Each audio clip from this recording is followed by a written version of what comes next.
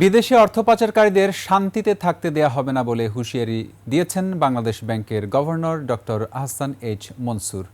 দুবাইয়ে জনতা ব্যাংক ও ইসলামী ব্যাংকের যৌথ আয়োজনে মতবিনিময় সভায় তিনি এই কথা জানান। বিদেশে অর্থ পাচার করা ব্যক্তিদের ধরতে সহায়তা চাওয়া হয়েছে এবং তাদের সম্পদ জব্দ করার বিষয়ে বিদেশি প্রতিনিধিদের সঙ্গে আলোচনা করা হচ্ছে বলেও জানিয়েছেন বাংলাদেশ ব্যাংকের গভর্নর। ভবিষ্যতে যদি কেউ অর্থ পাচার করে তাদের রেহাই নেই বলেও জানান তিনি।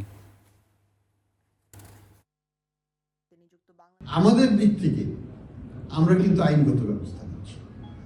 আমাদের দিক থেকে যারাই দেশের বাইরে আছেন তাদের সম্পদকে আমরা ট্রেস করার চেষ্টা করছি। যত বেশি সম্পদকে আমরা ট্রেস করতে পারবো তত বেশি তাদেরকে আমরা চাপে ফেলতে পারবো। আমাদের লক্ষ্য কি? আমাদের লক্ষ্য দুটো। একটা হলো বাংলাদেশ থেকে যারা সম্পদ নিয়ে বাইরে চলে গেছেন তাদেরকে আমরা শান্তিতে থাকতে দেব না।